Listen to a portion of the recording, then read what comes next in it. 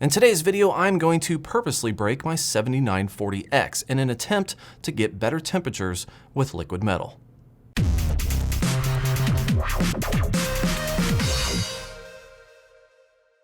What's up YouTube, Jason here with Bite My Bits. Like I said, I am going to be delidding my 7940X, a $1,150 processor. At least that's what I paid for it originally. I actually went back just a few moments ago and checked on Newegg to see how much my potential catastrophic failure will cost me. And it looks like they actually dropped the price. Now it's only $1,125. Awesome. To do the delidding today, I actually went on to Rocket Cool. They actually have a kit. Haven't even opened it up yet, but this is supposed to make things a heck of a lot easier than the standard put it in a vise and just kind of pray to the computer gods that everything works out. I have the standard block. This is going to essentially delid the processor for me. Plus I have a relidding tool, and I decided, much to a little bit of controversy online, I actually decided to get the copper Ihs replacement. I figure I'm going to be delidding this processor. I might as well try to get the best bang for my buck. Since I'm already doing this, why not replace the copper or replace the Ihs with the copper Ihs and just hope to get maybe 1 to 3 degrees more drop in my temperature. Also, I got some gasket maker sealant. Now this will take 6 to 8 hours to cure, so unfortunately I will have to wait to see if I broke my processor completely. So on my long list of tools, I actually just kind of added a bunch of crap from Rocket. I don't know if I'm going to need it all, but I figured why the hell not? I'm ignorant on this, so I of course bought the block, I of course bought the relidding tool, but then I end up purchasing this kit. This is a Hyper Cleanse CPU prep kit. Don't know if I'll need this now, but I figured, hell, it was only like 10 or 15 bucks. Why not get this just in case I need it in the future? Now for the liquid metal of my choice, I've done a lot of research online and everyone seems to point to this. This is Thermal Grizzly Conductinaut. Now this is pretty much what most people swear by for liquid metals of choice. I thought about it, but I decided for right now, I'm just gonna go with normal thermal grease. And if I need better temperatures, I can try the liquid metal route down the line. After all, I should have plenty left over. Now to help me along my way, I do have a few things, even though this came with some stuff, but I'm going to be using some cotton swabs potentially to get the liquid metal spread out throughout the Ihs or the chip itself. I got some good old fashioned coffee filters. This is for cleaning off the thermal grease. I do have some regular paper towels just in case I need those. And of course, I brought some rubbing alcohol, even though I think this actually came with a bunch of different cleaning solutions, but I mean, rubbing alcohol, it pretty much works for everything. So let's dive right in. I actually haven't opened any of this, and hopefully everything looks good on camera, yes. Now these are just plastic blocks, potentially even 3D printed, but maybe not. Now I think all in all, when it comes to what I spent on everything you see here, including the Thermal Grizzly, I think I spent somewhere in the realm of like 80 bucks total, and that's for everything you see here. So the kit itself to delid was like 50 bucks, and then I paid another $10 to $15 for the copper Ihs relidding kit, another 10 bucks for this. So it's probably about 80 bucks with the thermal grease and everything. So it's not too expensive to break your processor. The expensive part is if you break it permanently. So hopefully I don't do that. So with this kit, of course, I get the block. This is going to be what you set the processor into. You're going to screw these two together and then pretty much just use this to push in the small aluminum block right here. And that is what is going to be breaking the seal on the processor. Once you do that, then you should, with little effort, hopefully, be able to take the Ihs off of the processor itself without any damage. At least that's the hope.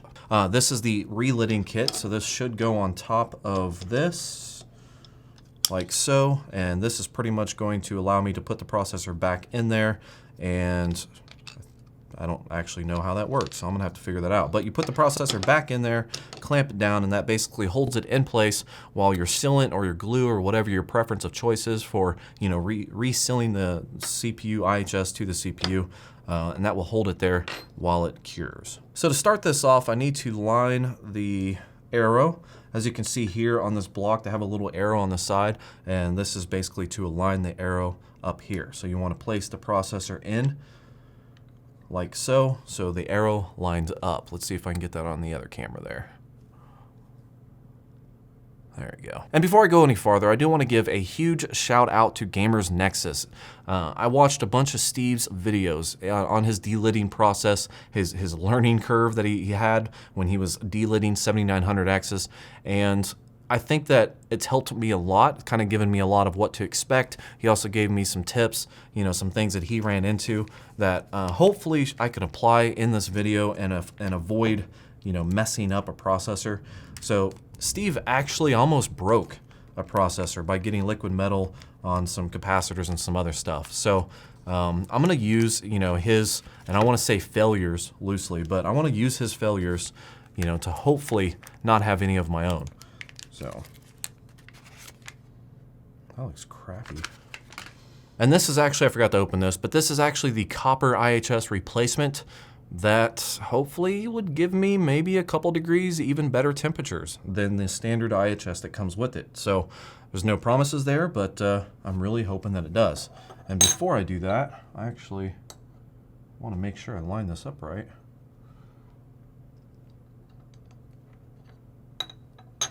Just so I don't forget. Take a picture of it.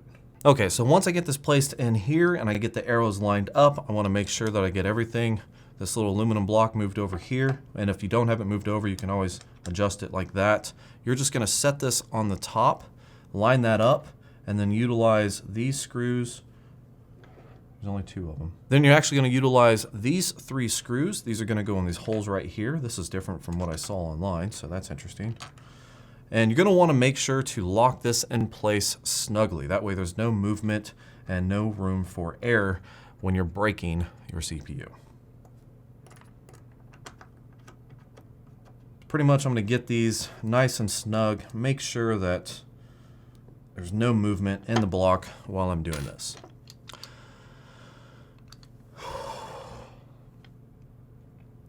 And once I have the block in there secure, I'm just going to use this and I'm going to get it to where it's just a little bit of tension on it. Just like that. And then this is it. This is the moment that scares the living crap out of me, actually breaking my processor. So the idea here is to turn it just until you hear a pop. And that pop is the sound of your warranty being expired and potentially an $1,150 catastrophic event happening.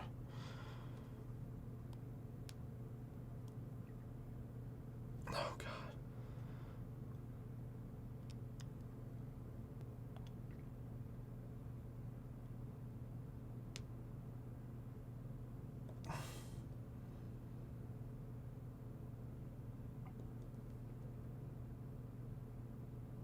I feel like it should be popped by now.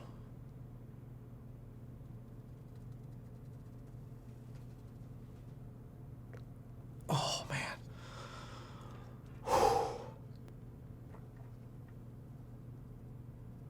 It's actually not that hard. I'm just trying not to overdo it. So I'm like putting tension both ways. Okay, now it's actually getting a little tough.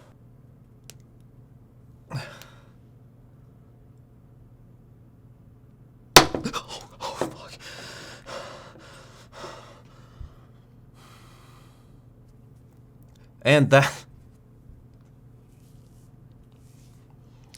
that is the sound of an expired warranty and potentially a trashed CPU.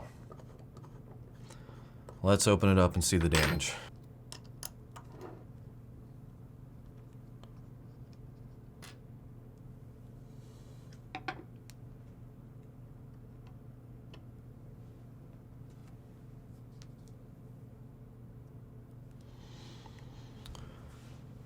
Now the IHS is technically still stuck on there, and the one thing that I did learn from Steve from Gamersnexus, again, huge shout out to him. But one thing I did learn though is that when you pry this off is you don't want to push it to any side. You want to try to pull it, you know, directly off the top without actually pushing it off to the side. And it could take a little bit of force, but it looks like that came off really, really easily. Okay, as far as I can tell, I am damage free for any of the capacitors or anything that's attaching to this. The only thing I'm definitely nervous about is that there is a lot of stuff really close to the sealant, and I do have to take the sealant off in order to reapply the sealant with the new IHS. So, you know, I'm not out of the woods yet, but I am one step closer.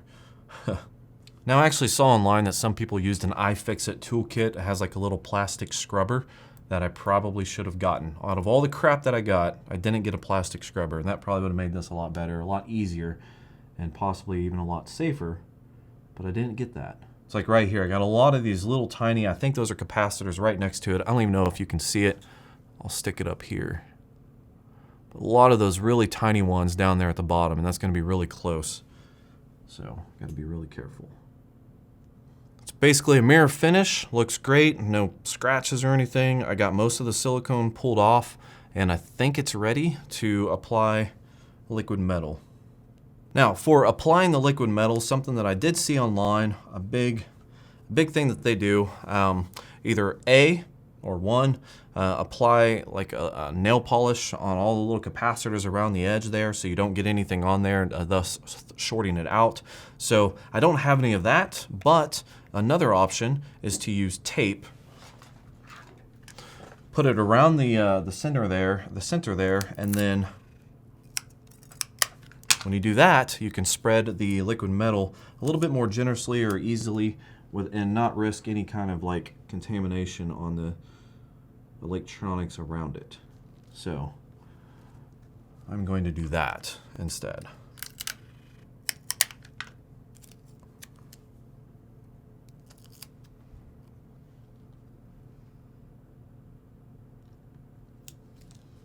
Okay, so as you can see here, what I did is I just taped around it, basically marking that off. So now when I apply my liquid metal, I shouldn't run into any issues as far as getting any spillovers or anything like that. So this should make it way easier to accomplish what I need.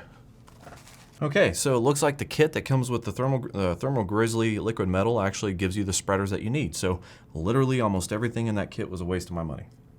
Awesome. Okay, now the idea here for the liquid metal is to get just a little bitty drop here. The good thing is that since I do have the tape around the processor, that if I do have some excess, I can kind of brush it off to the side. Hopefully it doesn't all come out too fast, but still, you want to just get a little bitty drop on there so you can spread that out evenly. And I saw online, at least with Steve, he was actually spreading it on not only the chip itself, but he also put it on the back of this. So I'm probably going to do that as well. Just a little thin layer. And of course it came out super fast. That was awesome. And as you can see here, it landed all on that tape. So it's really nice that I had that protection on there. So.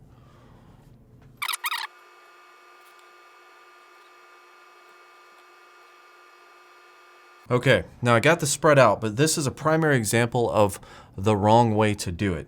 As you can see here, it's pulled up. So this is way too much. I do not need this much. This will be a very bad thing for me. So I'm going to try to use or to sop up some of this and actually put another thin layer on the copper plate itself. I'm going to transfer some of that over, and hopefully I can undo some of that damage there. I want to see if I can soak up some of this excess liquid metal with this syringe.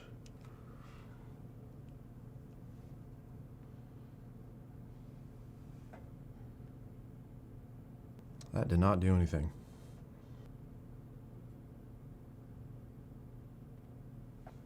Nope. That was completely pointless. I guess I'm going to try to soak it up with a regular Q-tip, and hopefully I don't get any fibers.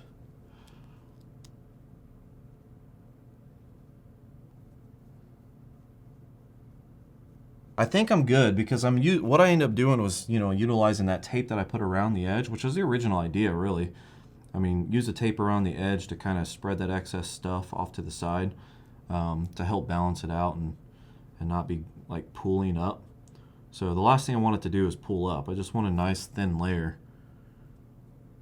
And then I'm trying to kind of mimic here on the copper IHS. Okay, honestly, I think it actually looks pretty good. The only thing that I'm now worried about is that even transferring this over to the copper IHS, it might be a little excessive on here, but maybe not. Okay, I've resorted to regular Q-tips to try to clear off this excess stuff on the IHS, because there are some spots here where it was pulling up. And I don't want a pool of liquid metal, I just want a thin layer of liquid metal. See if I can get that easy for you to see there. I think this is good. Okay, so now that I have that done, I'm going to take off this tape.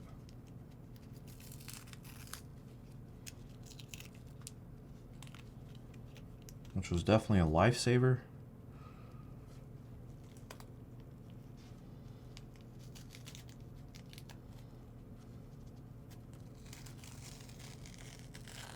Oh, there's a little bit that got in there still.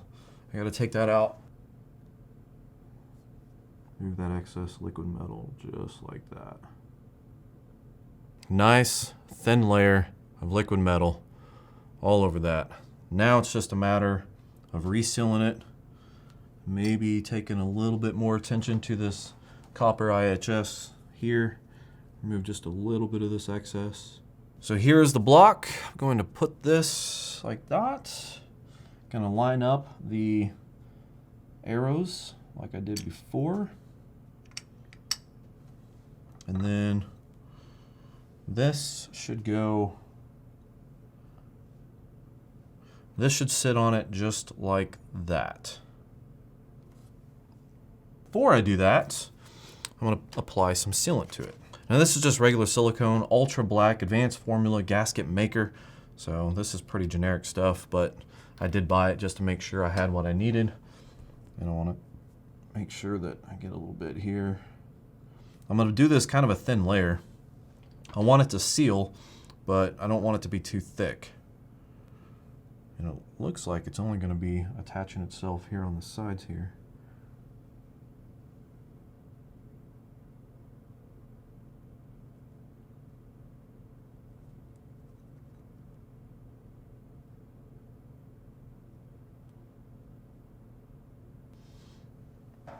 Okay, so to line this up, oh, gotta flip it around.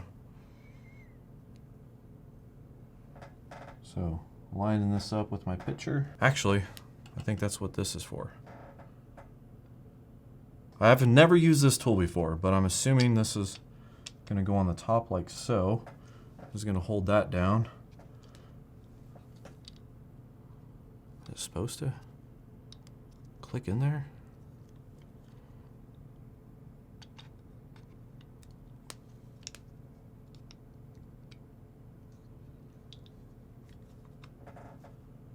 I don't know. Probably should have read the manual.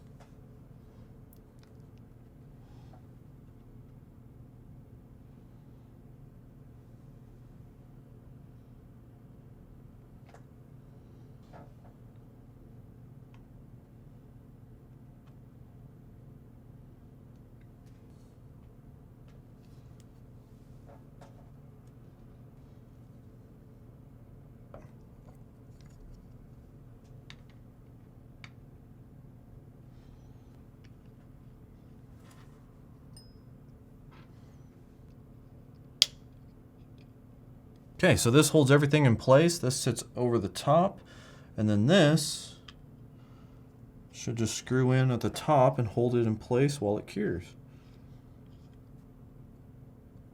I don't want to get it too tight, just tight enough. And there you have it. That is the delidding process, start to finish. Completely winged it. Did not read the frickin' manual, as everyone keeps telling me to do. But this holds it in place while the sealant cures around the edge. I really probably should have gotten some super glue. A lot of people use super glue on the corners here to hold it down. I did not. I just used regular sealant. But hey, hopefully it works out for me. Ooh, shit. I'm just getting this tight to where it's holding it in place without putting too much pressure on it. So that should be good. So I'm gonna let this hold it in place. I think the cure time on this is 6 to 8 hours. Let me read this. I think the cure time is 6 to 8 hours, so I'm gonna let this sit for 6 to 8 hours. Hopefully it will seal on there like it should, and then I will plug it in to my computer, and hopefully, if all worked out well today, it will boot up. If not, I will cry and then order another $1,124 processor and try it again, because I'm that dumb. I don't know if I screwed the delidding process up, if I did something wrong or the wrong way. I don't know what I could have done differently, but I do know that the definition of insanity is doing the same thing over and over without changing anything, but doing the same thing over and over and expecting different results. So this is a very long story, and I'm going to try to cliff note it, but the long story short, hopefully, is I have actually delidded my CPU probably, I want to say 8 to 9 different times. If you follow me on Twitter and or on Instagram, you've probably got a pretty good idea of this. I even posted a little please help video explaining a lot of what I was running into. I was begging for help from the community. I posted to Reddit to try to get some help as well. But what it really came down to is that I have a heat issue. And I had an extremely bad heat issue before all this. I mean, I was running 4.1 gigahertz at 1.1 volts, and I was hitting TJ max basically like instantly. So there was something I really needed to get under control, and I was really hoping to get my overclocking to 4.5 gigahertz. That was my goal. I wanted to get to 4.5, probably at 1.25 volts or 1.2 if it would do it, but I wanted to get 4.5 gigahertz out of my overclocking, which is why I delidded. So back to that short story. I did the process. I resealed it up, liquid metal, ran copper, or used the copper IHS and put it into my system, and it worked beautifully. And I mean, just amazing, beautiful, low temps. I was just like, pounding out a stress test and just excited, right? I was so happy it worked. And then my computer locked up. It reboot, and then my temperatures were just all crazy. Didn't make sense at all.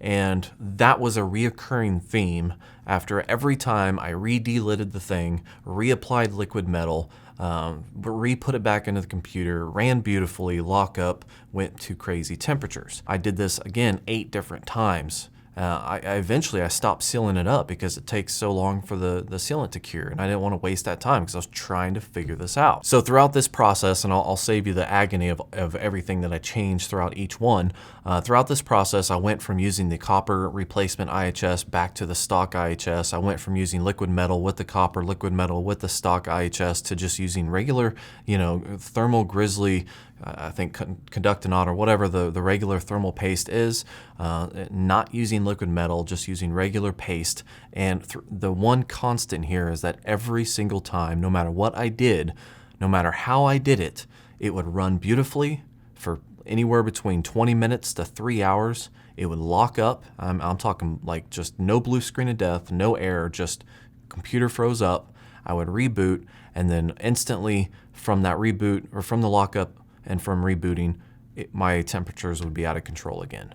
That was one constant throughout this entire process, and that's why I posted the other videos that did not make sense. So one thing I kept getting told was that my all-in-one pump could have been failing or something with the liquid cooler. So I knew it wasn't that, or at least I was 99% sure it wasn't that.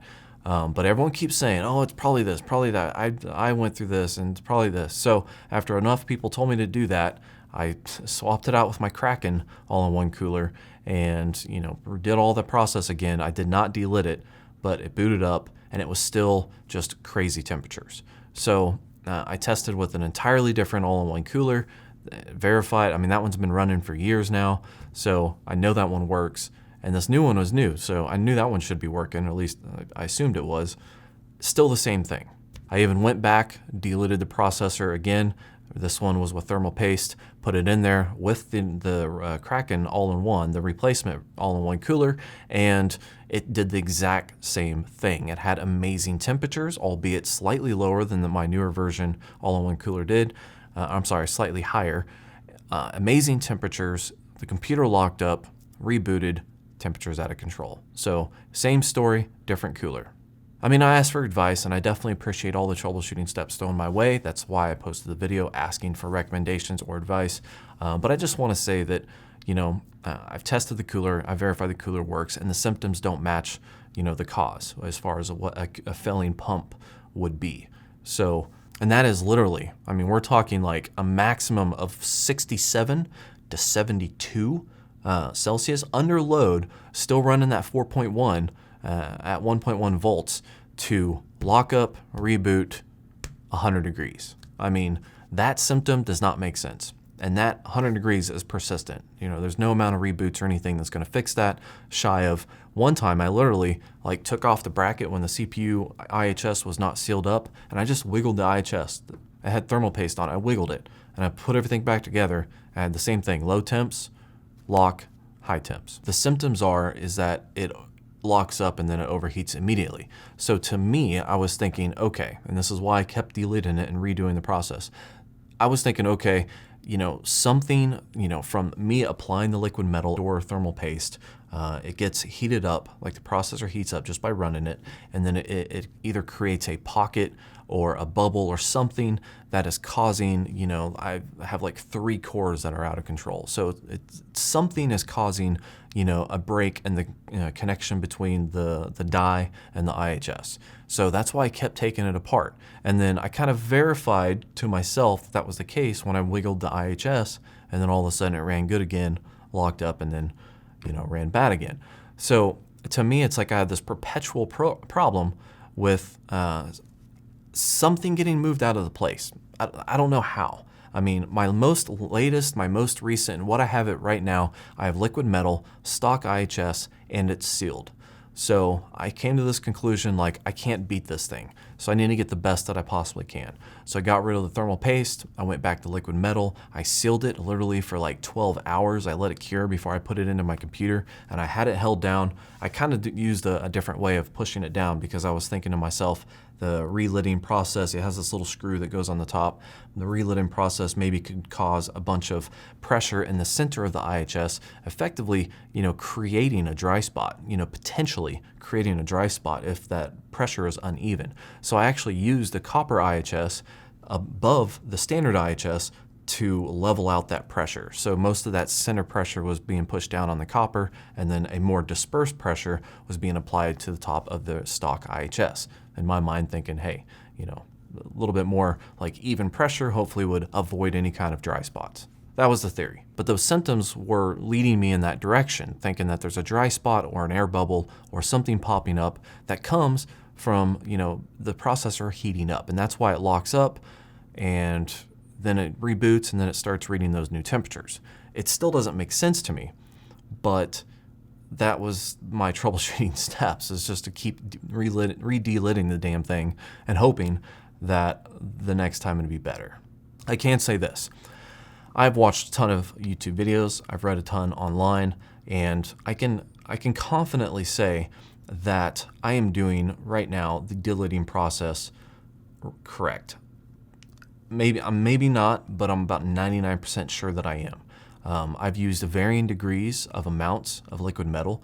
I've used varying degrees amounts of thermal paste, some less than others. And I noticed, like with liquid metal, you know, the temperatures really didn't change from, you know, barely using any to maybe using just a little bit too much. Same thing with thermal paste. You know, when I first put it in there, admittedly, I probably used a little bit too much. So when I delidded it again, I looked at it, I was like, I knew kind of in my mind how much I put in there, and I saw some of the spillover, so I adjusted my application accordingly, and I removed some. But the thing is when I took it apart, I didn't see any dry spots. I didn't see any reason, you know, for some cores to be overheating more than others. Either way, I redid that. It was the same exact story, almost the same exact temperatures. Yeah. So now I'm sitting at 4.1 gigahertz, 1.1 volts, and if I run an extended stress test with Prime 95, I'm pushing 102 degrees Celsius. But the kicker here, and this is what sucks so much, and this has been persistent as well, is that 4, 6, and 14, the cores, 4, 6, and 14 are all running hot. All the rest of them, they're actually running at pretty good temperatures. But it's just those 3 cores that are out of control. And I had this weird dream last night, and it was kind of strange, but I just remember in the dream, not that I was doing it, but I remember thinking to myself, why am I overclocking all the cores or all the cores the same way, when I can just overclock the good cores higher and the bad cores lower? And when I woke up, I was like, well, duh, that actually makes sense because there's an option built right into the motherboard to do that, to where some cores could be a lower clock frequency than the others. And I have actually spent almost all day today, it's Sunday, I've spent almost all day today trying to achieve or utilize that idea to my advantage. And I've set basically those hot running cores, I set them to a lower voltage and a lower frequency. And then the higher cores, I just kept them at 4.1. And as soon as I booted up and tried to run a test, it crashed. Basically not enough voltage. I tinkered with that for probably longer than I should have before I realized that all of my cores are ramping up to that 4.1. So when I lowered the voltages for the hotter cores, it wasn't capable of supporting the 4.1, so that's why I was crashing. So once I stabilized it, kept those at 3.3, and then kept the other ones at 4.1, but I gave the 3.3 cores the same amount of voltage as the 4.1. Once I stabilized everything and ran my test again, I just noticed they're all running at 4.1 or 4.2 or whatever I had it at, no matter what I set the clock speed in the motherboard to. So the single core overclocking option built into my Rampage 6 motherboard does nothing. And I don't know if that's Intel Speed Boost or Turbo Boost or whatever. I tried enabling and disabling a bunch of different settings. I even disabled Turbo Boost altogether, which removed all of my overclocking. But whatever it is, it overclocks them all to the highest CPU setting. So even when I tried to, less aggressively overclock the hot cores, which I thought would be a perfect thing for me. I'm like, you know what? Let's set these things to like 3.3 gigahertz. So it's only 3 cores. Set those things to 3.3 gigahertz. I'd have 6 threads running at 3.3, and then I can, see what I can get my other cores up to, which based off of what I'm seeing, I could probably push 1.25 volts to those things and get them up to 4.5 pretty easily and still be sitting underneath 80C. That was kind of what I'm seeing, is that I could do that, have a few slower cores, but I could have the rest of my system running at 4.5. I could not get this concept to work. I posted a Reddit, I haven't got an answer yet. I try to, message Jay's 2 cents on Twitter, see if he's ever done anything like that, and if so, how to do it. He hasn't responded. He probably hasn't done it. It's kind of a unique situation. But either way, what I'm sitting at right now is 4.1 at 1.1, hitting 102 degrees Celsius, and I think I'm gonna back it back down to 4 gigahertz at 1 volt. And if I do that, I should be running about 92 if I really push it for an extended amount of time. But on short test, it's usually about 88. So I'm more comfortable with 92 than I am with 102. However, I'm definitely disappointed with that outcome overall. This entire delidding process has been a failure to me.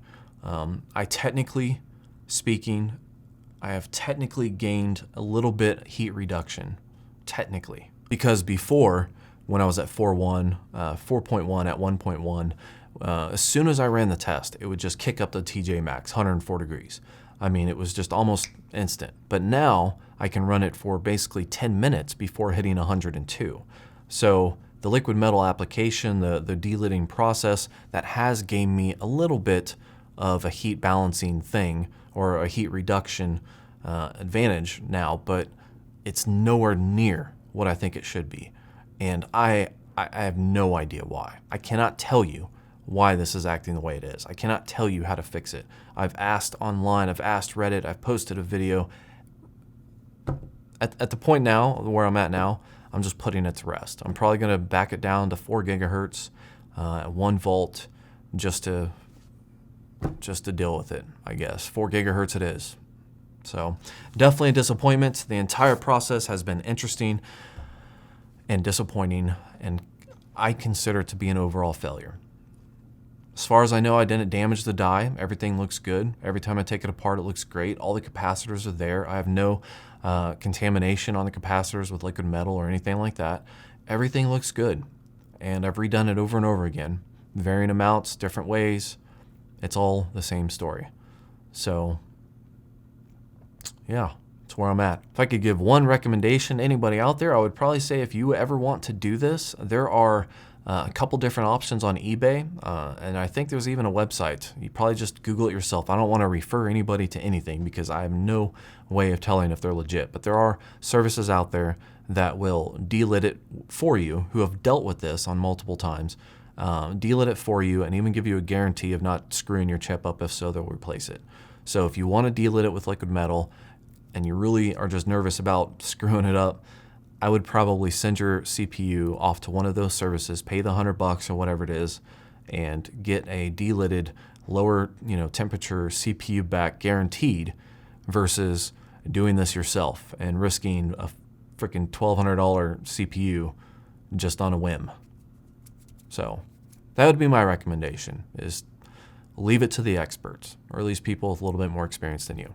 So guys, if you have any recommendations or ideas, post them down below. I'm gonna put this matter to rest as far as posting videos about it. So if I do have any updates, I will put it in the description as a pinned comment. So any updates, any solutions, anything whatsoever, I will come back to this video and I will post it down below and I will pin it to the top. So if you have anything, aside from generic troubleshooting, if you have any actual experience or ideas that you think would be a remedy to my issues, post them down below. I would love to solve this problem. But other than that, I'm putting it to rest and I'm dealing with my failure and just accepting that I shall never delid another CPU again. Thanks for watching. Like and subscribe. Have yourself a good night.